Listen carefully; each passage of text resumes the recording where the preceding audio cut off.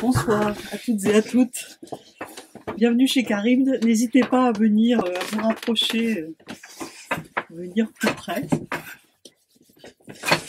On est très heureux, vraiment très heureux d'accueillir Pierre de Marty ce soir pour Le petit garçon sur la plage, qui pour moi a été une des plus belles lectures et un des plus beaux chocs des livres qui sont sortis pour cette rentrée littéraire. Et dont on va essayer de parler on va essayer ce soir ensemble. Je vais dire quelque chose sur l'intrigue qui est extrêmement simple, mais il n'y a pas beaucoup de choses à dire. Sur l'histoire, c'est un homme qui est seul à Paris. Sa femme et ses enfants sont en vacances. Ça se passe au début de l'été. C'est un homme marié, âgé d'une quarantaine d'années, donc il a 2 petits garçons. Il est effacé, retranché, il vit en retrait du monde, et puis il va être mis en relation avec 2 images à 2 temps différents de sa vie. Une parce que un soir, comme ça, dans sa solitude parisienne, il va décider d'aller au cinéma un peu par hasard, choisissant un film sans vraiment le connaître. Et dans ce film, dont il ne sait rien et dont nous, en tant que lecteurs, sauf si on le connaît, quand on lit le livre, on ne sait pas forcément grand-chose. Dans ce film, il va être mis en face d'une scène qui va totalement le bouleverser, une scène d'un petit garçon sur une plage. Ce film, il n'est pas nommé, même si on le connaît, on peut le reconnaître. C'est Under the Skin de Jonathan Glazer. Je pense que c'est pas important. C'est important, on va en parler, mais voilà, cette image donc du petit garçon sur la plage, cette scène, elle va réveiller les émotions de cet homme qui est plutôt un homme doux, plutôt un homme taciturne, avec une vie assez banale, en tout cas bien réglée. Et cet homme, quelque temps plus tard, retourné à sa routine, va être à nouveau bouleversé, submergé par une autre image, qui est une image d'actualité, que tout le monde connaît et a vu aussi, qui est l'image du petit garçon échoué et mort sur une plage. L'histoire telle que je l'ai racontée, en fait, c'est pas du tout ça qu'on a quand on ouvre le livre et quand on entre dans le livre, puisque le point de départ du livre, ça n'est pas cet homme, mais le livre s'ouvre et commence en réalité par la description des images, la description des 2 images et la description ensuite du regard qui est porté sur ces images, et du rapport au monde de cet homme qui est aussi un père, qui va être transformé par le contact avec ces 2 images, une de fiction et une d'actualité. Ce que je voulais savoir, en fait, du fait de la construction particulière de ce livre dont on va parler, c'est quel avait été son point de départ, et est-ce que c'était le point de départ du livre, qui est la photo du petit garçon, la photo d'actualité que tout le monde a vue, du petit Elan. Elan. Oui, c'est très très très simple. En fait, il y a pratiquement pas de genèse du livre autre que cette image. Le livre, il est vraiment né instantanément de ce choc de la découverte de cette image, donc le 3 septembre 2015, quand tout à coup, le matin, qui est décrit un peu plus tardivement dans le livre, où tout d'un coup tout le monde, en ouvrant son journal le matin, en ouvrant son ordinateur, tombe sur cette image d'actualité, qui est une image tragique, mais parmi d'autres, dans un flot et ça aussi c'était tout l'enjeu du livre, mais qui est venu après. C'est une image parmi d'autres d'une actualité terrible, avec il y a une image choc. Et le livre, le livre n'est pas né à ce moment-là. Ce qui est né, c'est une espèce de réflexe complètement non prémédité et qui n'avait pas d'autre but, qui n'avait pas de but ultérieur que une espèce de nécessité que je m'explique pas de décrire cette image dans l'immédiateté absolue du moment de la vision. C'est qu'il y a vraiment j'écris les premières lignes, les 2-3 premières pages du livre, pratiquement dans les minutes, dans l'heure qui a suivi mon exposition à cette image, sans réfléchir, sans me dire ah tiens, ça ferait un bon sujet de livre, c'est porteur ça, le petit enfant migrant mort sur une plage, formidable, c'est vendeur. Il y a eu aucune réflexion, il y avait un véritable choc émotif, voilà, de voir ça, comme pour beaucoup de gens évidemment, parce que cette image a évidemment et très logiquement provoqué beaucoup d'émotions. Après, la nature de cette émotion, elle est pour moi très trouble et elle pose beaucoup de questions et justement dans ce qui est devenu un travail pour aboutir finalement à un livre, il y a toute une remise en question de qu'est-ce que c'est que cette image, qu'est-ce que c'est que son statut, qu'est-ce que c'est que le statut de cette émotion. Mais les prémices de ce qui allait devenir un livre, c'était vraiment juste poser des mots à défaut de faire autrement, c'est-à-dire à défaut et par refus de faire ce que tout le monde fait à ce moment-là, c'est-à-dire de se dire oh là là, c'est terrible, regardez cette image, c'est les pauvres gens, etc. Puis de passer à autre chose. J'ai vraiment été saisi très particulièrement par cette image, et j'ai tout de suite senti, sans du tout, encore une fois, me l'expliquer de manière ni rationnelle ni intellectuelle, que c'était une émotion qui dépassait, voilà, qui était d'un ordre complètement singulier. Et la réponse à ça a été de jeter des mots, vraiment de jeter des mots, et c'est devenu donc, paradoxalement, je voulais pas du tout parler au départ de ce qui était de l'ordre de l'émotion. D'où le fait que les premières pages de ce livre sont très, je saurais pas tellement comment les décrire, elles sont en tout cas très objectives, elles ont facialement en tout cas, il y a une volonté de décrire de manière extrêmement pointilleuse le plus précisément possible, d'essayer de décrypter cette photo-là. Voilà. Et donc ces mots-là, ce début de premier chapitre qui n'était pas un chapitre, c'était juste voilà des mots posés, parce qu'en fait je pense que cette image me semblait absolument et littéralement incompréhensible. C'est vraiment un truc impossible à embrasser, à comprendre, au sens plein du terme. Et donc il y a eu deux moments, parce qu'il y a eu ce moment de poser les premiers mots qui étaient juste voilà description de cette image, peut-être pour mettre à distance justement l'émotion, ou au contraire pour l'aborder d'une manière compréhensible. Et ensuite, il y a un petit peu de temps qui s'est passé. Ce truc-là, ces quelques pages ont un peu végété, sont un peu restées comme ça, etc. Puis le travail est venu après en sous-main et une suite est arrivée, mais qui a, pour ainsi dire, pas grand-chose à voir avec cette image. J'ai su très vite que ce serait pas un livre sur l'objet de cette image, c'est-à-dire je ne voulais évidemment surtout pas faire un livre sur le drame des migrants, les enfants qui souffrent dans le monde. Enfin, c'était le contraire de ça que je voulais faire. Voilà. Alors donc il y a deux images, il y a celle-ci et il y a l'autre qui est une scène de film.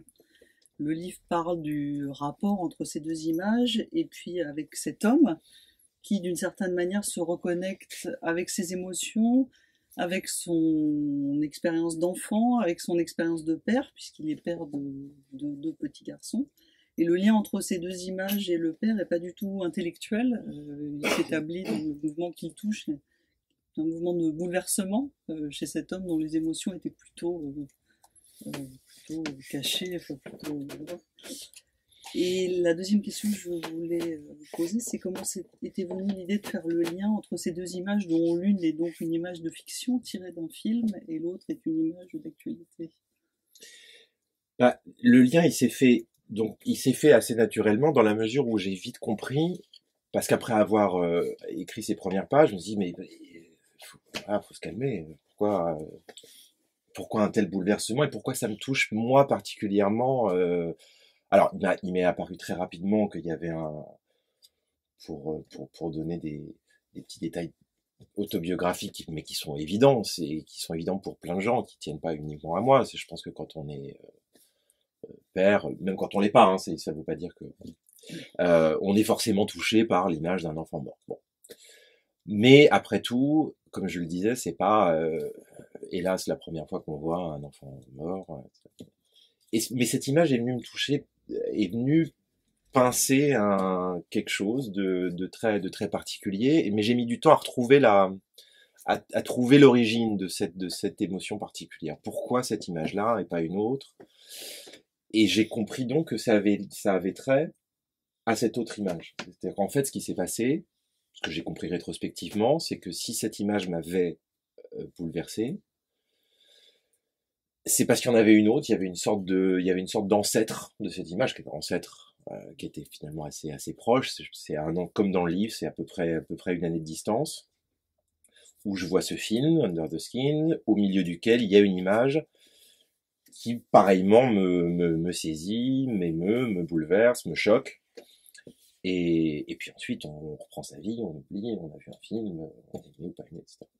Et en fait, à une année de distance, ces deux images sont venues s'entrechoquer et l'émotion de l'une n'est compréhensible que par rapport à l'autre. Donc le lien, il s'est établi à ce moment-là. C'est-à-dire que je pense que si je n'avais pas vu ce film un an auparavant, cette image m'aurait sans doute beaucoup touché, mais elle n'aurait pas du tout suscité autant de remous et sans doute ça n'aurait pas donné lieu à un travail d'écriture derrière, je pense.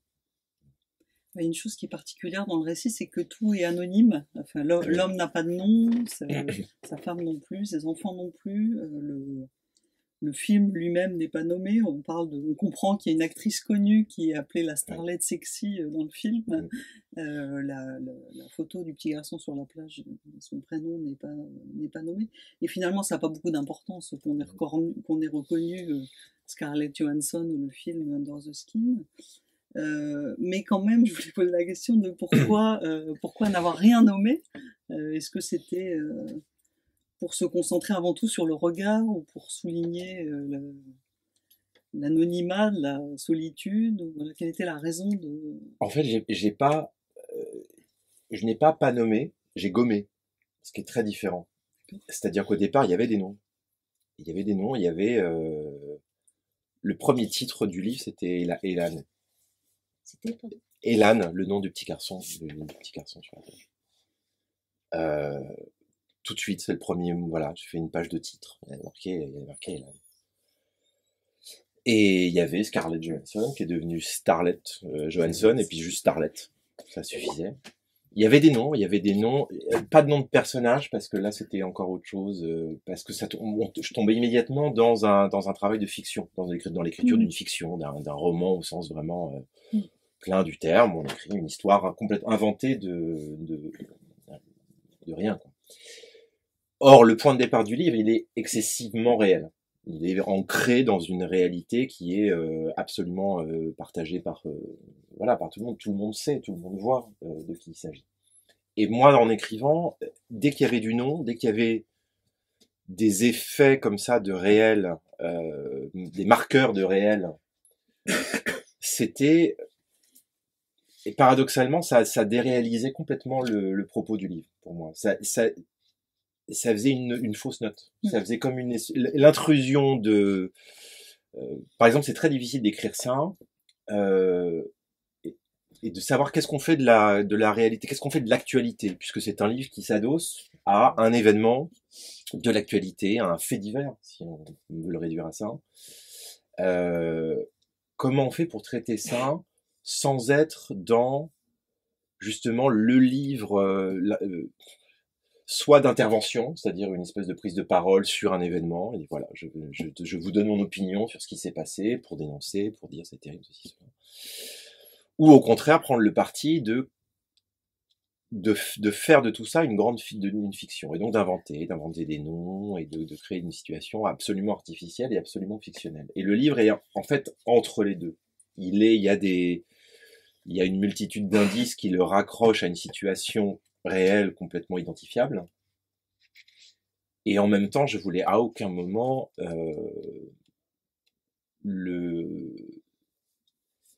en faire un texte qui ne serait pas non plus de fiction. Enfin, pour moi, c'est un texte entièrement de fiction. C'est un texte qui est ressorti complètement à un genre fictionnel, mais qui traite comme matériau quelque chose qui est une réalité qui vient qui vient faire intrusion comme ça dans le texte. Et c'est très difficile voilà, de jongler entre ces deux choses-là. Donc j'ai effacé progressivement tous les noms parce que à la relecture, aux multiples relectures de chacune des strates du texte, dès qu'il y avait un nom d'une actrice, d'un personnage de la réalité, de l'actualité, ça faisait fausse note. Voilà. Et c'est ce que je trouve qui est extraordinairement réussi, c'est ce point d'équilibre qui est toujours parfaitement conservé. Et je trouve que c'est un livre, quand on le lit, qui est vraiment envoûtant et qui laisse une impression intérieure extrêmement profonde, à la fois dans le cerveau et dans la rétine du lecteur. Et j'aurais bien voulu qu'on parle de la construction et comment tu avais organisé cette construction du livre, avec donc le point d'entrée par les deux images. Voilà, je voulais que tu nous parles de ça. C'est très difficile. Je saurais pas bien quoi répondre dans le sens où il n'y a pas eu de construction, encore une fois, très réfléchie. Il n'y a pas d'échafaudage, il n'y a pas, même après ce début très, très instinctif, très instantané, il n'y a pas de mise en place d'un dispositif. Je vais le construire comme ci, comme ça va arriver comme ça. C'était très pas à pas. Donc il y a eu ces deux premiers chapitres, ces premières pages, et puis ensuite ces deux chapitres qui étaient vraiment d'ordre descriptif, description de la première image, celle du petit garçon, et la deuxième, la description du film, de l'image du film. Une fois que ces deux choses étaient posées, je voulais en sortir, et donc à ce moment-là intervient un personnage. Alors on aura évidemment bien compris qu'il est en très grande partie inspiré d'un matériau autobiographique, mais ça, je voulais que ça n'ait pas d'importance. Donc, il fallait se lancer dans une histoire, si ténue fût-elle, et même si c'était vraiment réduit au plus essentiel, il y avait quand même un personnage de roman, qui est ce type, qui voit ces deux images, et il y a une déflagration qui se produit, et puis quoi. Voilà. Donc, il fallait ensuite tirer ce fil-là, et voir jusqu'à où ça le menait. Et ça le mène, finalement, à rebours jusqu'à sa propre enfance. Donc ce qui s'est passé, c'est qu'une fois cette amorce de réflexion faite, j'avais la fin. Et ça, c'est assez rigolo parce que mon précédent bouquin était fait pareil, en fait, assez rapidement. J'ai le début, j'ai la fin, c'est-à-dire que j'ai littéralement écrit les dernières pages après le début. Et puis après, il faut que les deux se rejoignent. Voilà. Mais c'est vrai, c'est un cheminement. Mais il n'y a pas de construction au sens réfléchi d'avance. C'est plus une espèce d'archipel, de morcellement d'épisodes, de textes, de séquences, qu'il faut ensuite agencer de la manière la plus, non pas logique narrativement, mais la plus poétique possible. Voilà. Est-ce que tu veux bien nous en lire un extrait? Bien sûr, avec plaisir. Alors pour le situer rapidement, c'est un passage vers le milieu du livre où donc cet homme bouleversé par ces deux images retrouve en fait sa famille, retrouve sa femme et ses deux enfants, et complètement encore sous le choc de ces images, du coup, donc il les rejoint dans la maison de campagne où ils sont en vacances, et porte un regard du coup complètement coloré, complètement transformé par ce choc qu'il a éprouvé et dont il ne parle pas pour l'instant. Cet été-là, dans le grand refuge de la campagne lointaine, de la solitude et du silence, le havre de la vacance, retranché en son fort assiégé par un fantôme, c'est ainsi qu'il les regarde, ces deux petits garçons, ces deux enfants, princes du royaume et de l'été, vivants, Dieu vivant, ses enfants à lui, deux enfants, à personne, étrangers profondément. Deux intimes inconnus, irréductibles à rien, inaliénables. Il les regarde, plus que tout, n'a d'yeux que pour eux, absorbés, médusés par le spectacle qu'ils donnent, la dépense incessante de leur corps, leur débauche infatigable de vie au beau milieu d'un monde qui n'est que mort. Et la mort et les mots et les arbres et les chemins et les ciels ne sont rien à côté de ces deux-là qui se tiennent crânement dans la gloire désinvolte de leur âge. Et inlassablement, férocement, cet été-là, il les regardera, avec tout l'amour sidéré, tout le tendre effroi des hommes qui sont des pères.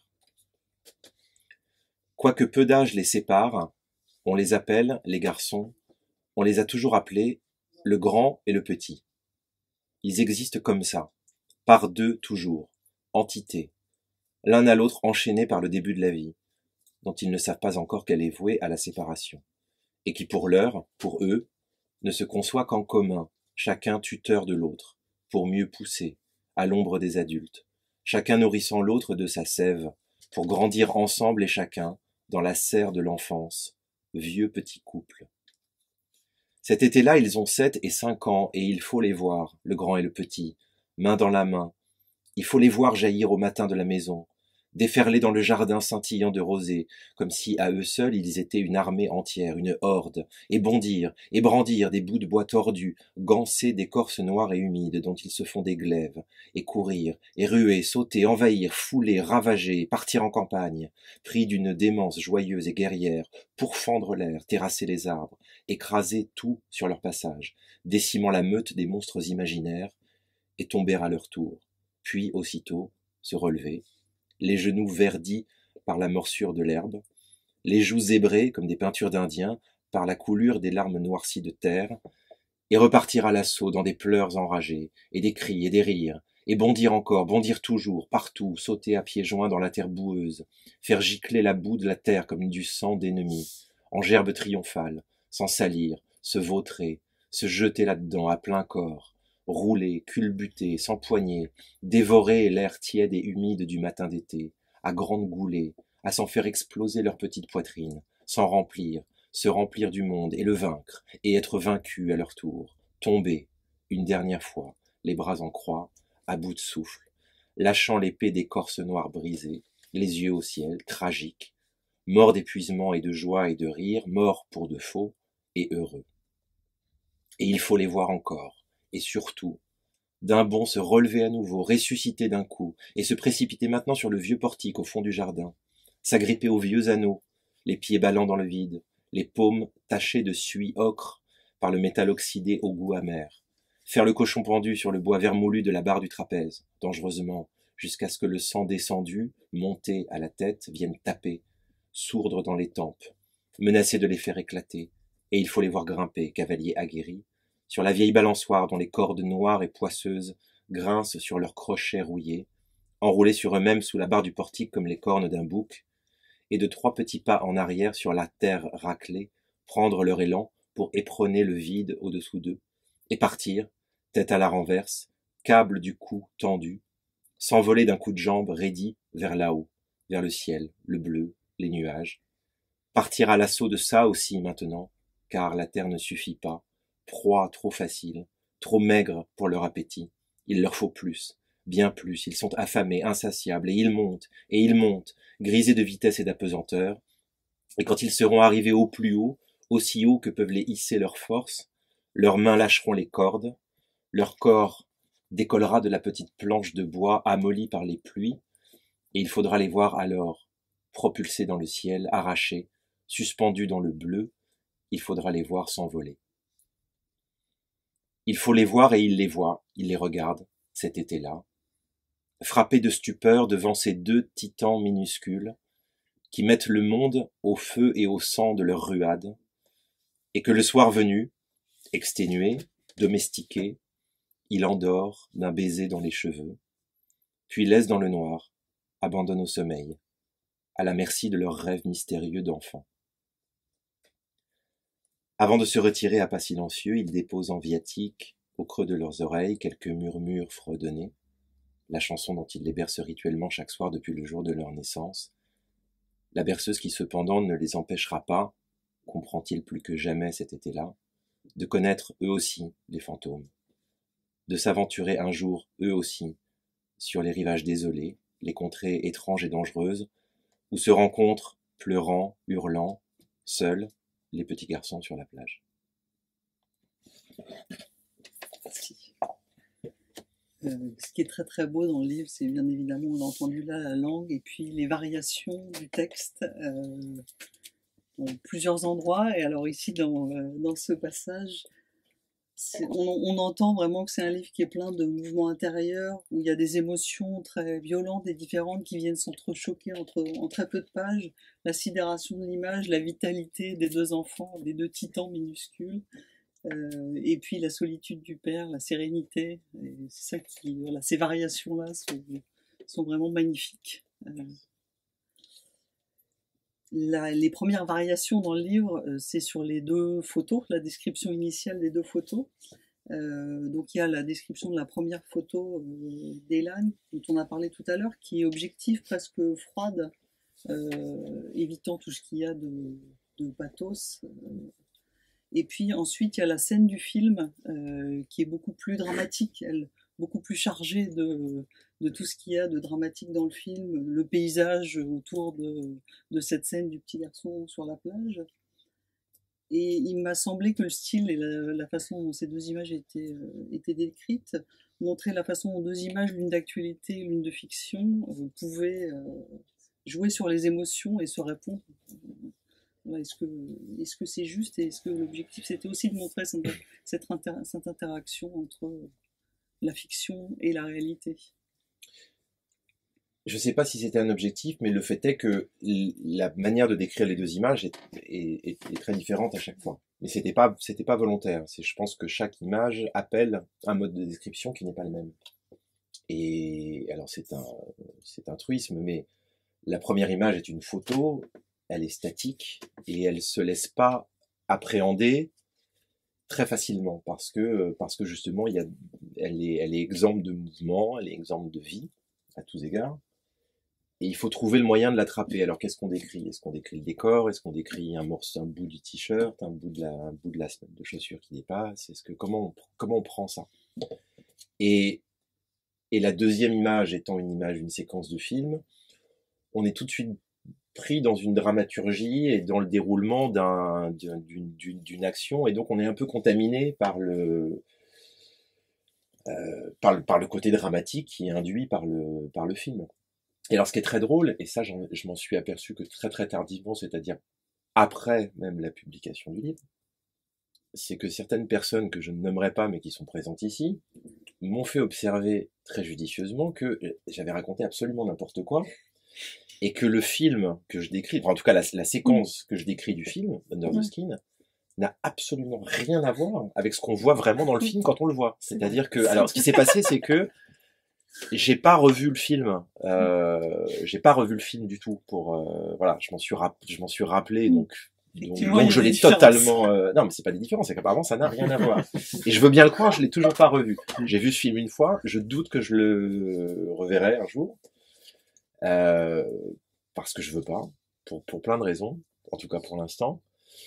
Mais il y a des gens qui n'avaient pas vu le film, qui sont débrouillés pour trouver de quoi il s'agissait, sont allés le voir, comparer le truc en disant mais c'est absolument, il a complètement inventé le truc.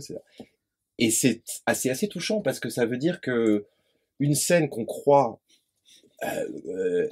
profondément gravée dans sa mémoire et dans son esprit a en fait été déjà immédiatement complètement reformatée, changée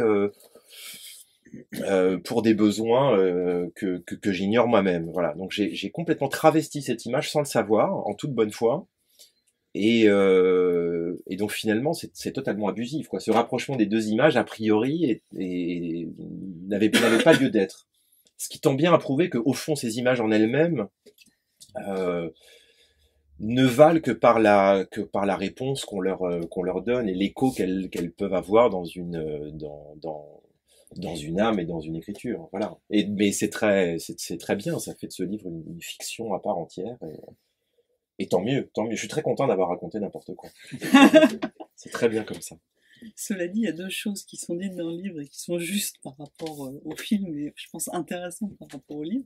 C'est que d'abord le film s'ouvre sur un regard, parce que les premières images qu'on voit dans le film sont des images un peu fantastiques et qui se finissent sur un œil. Ouais. Et l'autre chose, c'est que la femme, donc la starlette, qui est en fait une créature extraterrestre, et sur la plage est totalement indifférente au petit garçon qui hurle, et donc a un comportement inhumain, on va dire. Et moi, ce que j'ai trouvé, alors c'est peut-être un rapprochement abusif, mais ce que j'ai trouvé intéressant, c'est que son comportement, finalement, elle ne regarde pas, voilà, elle le voit, mais elle ne le regarde pas, disait quelque chose aussi de la manière dont les images d'actualité passent, et que je trouvais qu'il y avait un écho extrêmement fort du fait de ces deux éléments, le regard en début de film. Oui, mais je pense que c'est ça qui fait qu'il y avait du sens qui se baladait là-dedans, même si ensuite on se rappelle mal, on se rappelle faussement, on fausse, on travestit les choses. C'est pas important. Ce qui est important, c'est ce qui en jaillit en soi et ce qui est transformé ensuite en mots, en écriture, en livre. C'est ça qui vaut, c'est ça qui est précieux. Et je pense que c'est pour ça aussi, pour revenir à une question précédente, que il y avait une volonté de mettre délibérément vraiment à distance des éléments de réel, des noms, des marqueurs temporels, des lieux, des choses comme ça. C'était aussi, alors là pour le coup, une volonté très délibérée d'écrire un anti-livre de témoignages, vous savez, tous ces livres, ces livres, comment dire, parce que c'est pas, je veux pas dire ça avec mépris, mais qui enquêtent sur le réel pour écrire, c'est-à-dire qui partent du principe que plus on a fait des recherches, plus c'est valable, c'est valide. Voilà, comme s'il avait fallu, j'aurais pu faire voilà un livre sur Elan et me renseigner et aller, je sais pas moi, aller sur la plage là-bas pour vraiment la décrire comme elle est. Et pour moi, ça n'a pas de sens. C'est-à-dire de la même manière que ça n'a pas de sens de se dire, il faut que je revoie le film pour le décrire exactement comme il est. C'est beaucoup moins intéressant que de le décrire tel qu'on se le rappelle. Voilà. Et je pense qu'il est beaucoup plus intéressant de décrire la réalité telle qu'on l'a absorbée et déformée, plutôt que de faire œuvre de témoignage d'un supposé réel qui en fait d'ailleurs n'existe absolument jamais, parce que le réel n'existe qu'à travers les subjectivités qu'il traverse. Et tout le livre, c'est ça. C'est comment un réel excessivement violent traverse un homme, traverse un personnage, et le fout en l'air, quoi, et le met à genoux. Et change son regard, et change son œil, et change sa vision du monde, de lui-même, de ses souvenirs. Voilà. Donc, il fallait faire un peu place nette, et le réel était de trop là-dedans. Donc, il fallait effectivement que ça ne soit plus qu'une question d'image et d'œil. Et c'est très beau dans le film, ça, effectivement, que ça commence par... c'est plus que c'est la première séquence, une espèce de prologue, c'est la fabrication d'un œil. Et je pense que en quelque sorte, le livre est ça aussi, c'est la fabrication d'un œil. Et alors donc il y a aussi la reconnexion de cet homme avec son enfance. Et au début il est dit son enfance c'est du sable. Et voilà, je voulais aussi qu'on parle de ce personnage et de cette reconnexion avec son enfance qui se fait à travers de ces événements. Alors ça c'est la fin, ça c'est la toute fin du livre. Alors il y a il parle de son enfance, mais d'abord il n'en parle pas. Et alors la fin du livre, c'est là où vraiment le livre bascule intégralement. Peut-être que je suis le seul à le savoir, mais ça bascule intégralement dans la fiction. C'est-à-dire que le tout dernier chapitre, qui est assez long, où effectivement cet homme, un an après, revient sur les lieux de son enfance au bord de la mer. On comprend pour vider la maison de ses parents qui viennent de mourir. Et là, on est dans la fiction pure, c'est-à-dire que là, il n'y a plus du tout, petit à petit, en tout cas, il y a de moins en moins de traces autobiographiques et de moins en moins de traces personnelles. Et si des souvenirs à moi sont convoqués là-dedans, c'est vraiment par toute petite touche absolument invisible, sinon à moi-même. Donc là, et j'aimais bien l'idée que le livre bascule à ce moment-là et s'échappe en fait dans une fiction qui est presque inachevée, c'est-à-dire au moment où on bascule dans la fiction, bah, le livre s'arrête en fait. C'est comme une ouverture finale vers l'invention totale et vers la fiction. Voilà. Mais effectivement, la boucle se boucle comme ça, c'est-à-dire que cet homme, après avoir traversé toute une série d'émotions qui sont celles du choc de homme vivant dans un monde protégé, etc., et puis étant tout d'un coup confronté à une espèce de violence terrible, se retrouve bouleversé, et bouleversé en tant que père, puis finit petit à petit par être bouleversé en tant qu'enfant lui-même. C'est-à-dire que le mouvement du livre, c'est qu'il s'identifie d'abord disons, au père de l'enfant de l'enfant mort, et puis il y a tout un chemin à rebours qui le reconduit à sa propre enfance et à la fragilité de sa propre enfance. Voilà. D'où la scène finale où finalement il y a une sorte de mélange qui s'opère entre le petit garçon, les petits garçons sur la plage, ce qui est devenu une espèce d'image symbolique, quoi, une espèce de trope, et lui-même. Et les deux se mélangent comme ça au bord de la plage à la fin, et le livre se termine comme ça. Et l'enfant c'est du sable, bah oui, parce que tout ça, parce que ça se passe au bord de la mer, et puis parce que toutes les enfances sont au bord de la mer, et c'est le truc de Nabokov, là, un royaume au bord de la mer. Et puis ça coule entre les doigts, et on en retient ce qu'on peut, quoi, les petits grains. Est-ce que tu peux me lire un autre passage? Oui, bien sûr. Quoi alors? C'est le premier en fait, c'est le moment où le personnage apparaît. C'est un homme doux, effacé, un homme à qui la vie n'a pas fait de bruit, et qui lui-même n'en a pas fait beaucoup. Il a 40 ans, un emploi, une femme, 2 enfants, un appartement, des collègues, des amis, une famille, des souvenirs, des biens, des dettes, des loisirs, des vacances, des soucis, des secrets, pas beaucoup, des goûts, des opinions, des projets, des doutes, des regrets, des espérances, des satisfactions, une situation, une existence. C'est un homme, il a pris sa part d'humanité, ni plus, ni moins. Il est dans le monde. Sa vie n'est pas romanesque, néanmoins c'est la sienne et il la vit en conséquence, en conscience, avec droiture et sans état d'âme. Il est né il y a 40 ans, dans une petite ville au bord de la mer, où vivent aujourd'hui encore ses parents, à qui chaque année on va en famille rendre visite. Son enfance, c'est du sable. D'âge en âge, il est parti vivre dans d'autres villes, chaque fois un peu plus grandes, étudier, puis travailler, jusqu'à celle-ci, où il a vu, comme malgré lui, se bâtir l'existence qui est la sienne aujourd'hui et dont sans doute il ne partira plus. Il est monté. Il a fait des voyages et il est revenu. Il a lu des livres, il a acheté des choses, il a vu des films, il a fait des rencontres. Il a connu l'amour, les joies et les peines, les chansons. Il a vécu les événements des hommes et de son temps. Il en a pris sa part, le plus souvent en spectateur, avec tout juste ce qu'il faut d'implication pour en être, sans en déranger le cours, ni l'ordonnancement. Il a rencontré une femme et puis une autre. La troisième, ils se sont mariés, ils se sont installés dans le monde, un appartement, une vie, et ils ont fait des enfants. Il a vu 2 garçons sortir du ventre de cette femme, et il les a tenus dans ses mains. Il a vu s'ouvrir pour la première fois et se poser sur lui les yeux de 2 enfants qui, dès lors, irrémédiablement étaient ses fils et faisaient de lui un père. Il a connu ça. Il a pris la part intime et incessible qui lui revenait de cette histoire-là. Des sentiments, des émotions l'ont ainsi visité, furtive. Jamais rien de très grave ni de très prolongé, n'insistant jamais, des émotions timides, des sentiments qui n'osent pas se donner tout à fait pour ce qu'ils sont, papillonnent en surface, puis échappent aussitôt, avant qu'on ait pu les épingler, mettre un mot dessus. Des petits remuements du cœur ici et là, d'infimes accélérations, une arythmie légère, des anomalies passagères, tout juste de quoi se souvenir de temps à autre qu'on est vivant.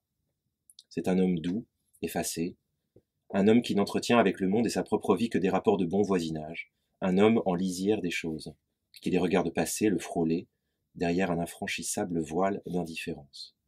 C'est un homme qui n'a aucune raison de se mettre à pleurer soudain, un soir d'été, dans l'obscurité d'une salle de cinéma, seul, devant l'image d'un petit garçon seul sur une plage.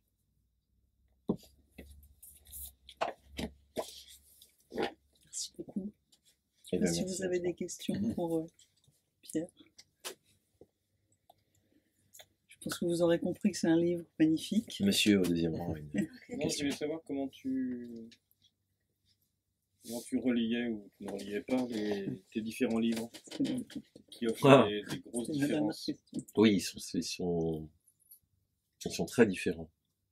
Ils sont très différents on va dire, d'humeur. Ils sont apparemment très différents.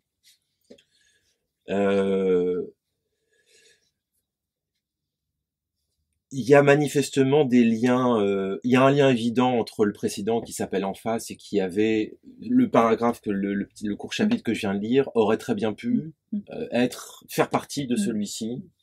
pour le fond, c'est-à-dire pour le caractère quoi du personnage. C'est les deux mêmes, c'est des hommes qui sont frères quoi. Après la tonalité était tellement différente que le lien est assez ténu. Puisque en face c'était un livre assez déconnant, assez potache, avec un fond pour moi d'une noirceur absolue, mais très joyeuse et traité sur un mode linguistique, langagier très. Enfin, il y avait un vernis de légèreté et de volonté de virtuosité verbale qui cachait un peu ce qui ici est plus à vif. Mais au fond, ces deux hommes sont pareils. Et quant au tout premier, qui était celui-ci qui s'appelle Manhattan Volcano, qui est un récit sur la chute des tours du World Trade Center.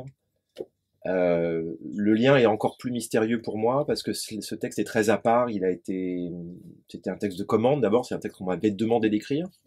Cela, personne m'a rien demandé. J'ai fait ça tout seul. Donc il y a une espèce de césure entre ces deux-là et puis le tout premier, mais au fond, je pense que ce qui relie les trois, s'il fallait trouver quelque chose, ce qui n'est pas forcément évident, c'est cette obsession du regard sur les choses. Parce qu'au fond, le livre sur Manhattan est aussi un livre sur comment on regarde un événement et comment on se place, en gros, comment on se place en tant que spectateur. Au milieu de sa propre vie et puis au milieu du vaste monde avec tout ce qui charrie de petites choses et de choses énormes et de choses heureuses et de choses tragiques. Et je pense que le fil est peut-être là, mais encore une fois, il n'est pas du tout délibéré. Il n'y a pas, je vais construire une œuvre romanesque sur le regard. Mais malgré soi, on finit par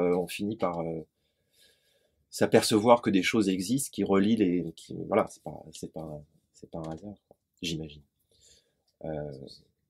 Mais j'aime bien l'idée que les trois livres, et en tout cas de manière flagrante les deux qui se suivent le plus immédiatement, soient radicalement différents dans la forme. Voilà. C'est comme une fausse piste qui cache en fait une vraie unité sur le fond qui est pas très joyeuse, j'en ai peur. Voilà. Mais on peut, voilà, il y a ces deux, un même regard peut être tour à tour très facétieux ou très écorché. Voilà, c'est pas forcément contradictoire. Voilà. Ou si c'est une contradiction, je l'embrasse volontiers. Merci beaucoup. Je vous encourage donc à acheter, lire, offrir autour de vous Le petit garçon sur la plage et les précédents livres de Pierre de Marty si vous ne les avez pas lus, et à poursuivre la discussion autour d'un verre. Oui, merci surtout. beaucoup. Merci beaucoup. Merci à tous.